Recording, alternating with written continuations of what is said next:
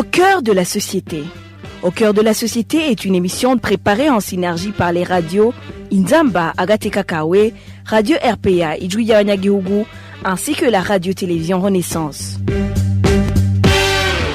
À partir du 7 mars 2023, tout le personnel de la présidence, de la vice-présidence et de la primature participe dans une prière commune de chaque matin avant le début du travail de 7h30 à 8h. Cette prière a été instaurée par un communiqué du 6 mars signé par le chef de cabinet civil du président de la République. Cette prière matinale sera probablement obligatoire dans tous les services publics selon la volonté du chef de l'État Évariste Ndayishimiye. La situation est ainsi alors que le Burundi est un État laïque selon la Constitution. D'aucuns se demandent si cette prière obligatoire ne viole pas la Constitution. Voilà sur quoi va porter ce magazine au cœur de la société. Zawadi Grace est à la présentation. Bienvenue.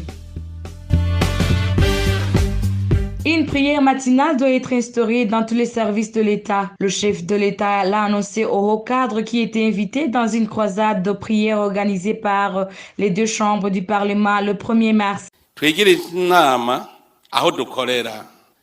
Convenons-nous de démarrer nos activités sur les lieux de travail avec la prière. J'entends quelqu'un qui approuve mes dires sans réserve. Mais il y a d'autres qui se disent « ils vont découvrir que je suis souvent en retard ».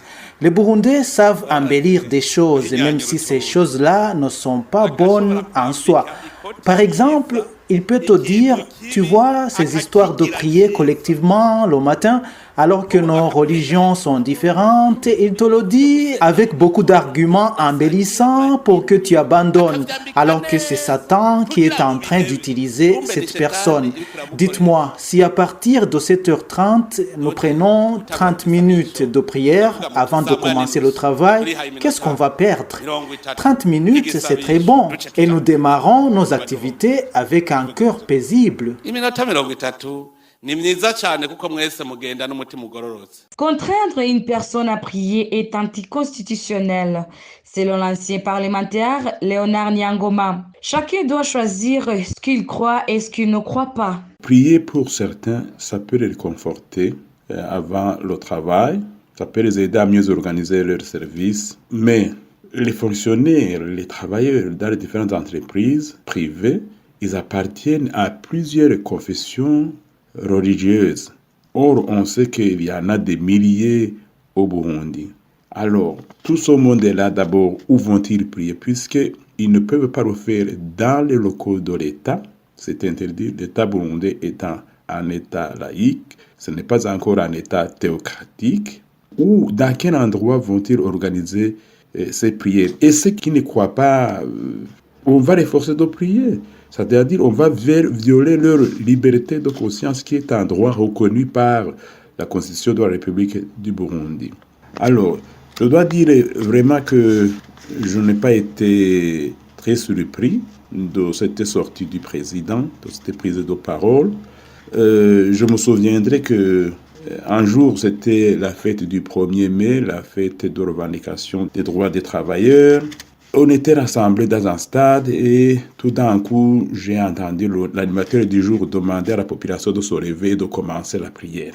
Je me suis posé la question, qui va faire les prières? Parce que nous sommes de diverses confessions religieuses. Comment est-ce qu'on va le faire? Qui va organiser ça? On a sélectionné quelques confessions religieuses qu'on croit les plus importantes, les protestants, les catholiques. Ce sont ceux-là qui ont organisé la prière, tout en frustrant les autres que sont les musulmans ou d'autres sectes, puisqu'il y a des milliers au Burundi. Léonard Nyangoma conseille d'arrêter ces prières obligatoires dans les services de l'État et que ceux qui veulent prier se rendent dans les différents lieux de culte. Je recommanderais aussi au président, c'est qu'il soit le premier respectueux de la loi, des lois de la République du Burundi et en particulier la Constitution du Burundi dont il est garant. Il est aussi le garant de l'unité nationale. Ce travail de prière matinale, il faut laisser les confessions religieuses organiser leur travail. Il y a une certaine division de travail. Il y en a qui ont étudié la théologie, qui savent comment organiser la prière. Ce sont les pasteurs, ce sont les prêtres, ce sont les chefs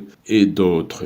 Il faudrait aussi arrêter les fameux forums que le pouvoir organise chaque année, 2 fois, je crois, par an. Et des forums qu'on appelle les bicoranés, qui réunissent la plupart des fonctionnaires de l'État pendant toute une semaine, ce qui paralyse les activités donc, de l'État.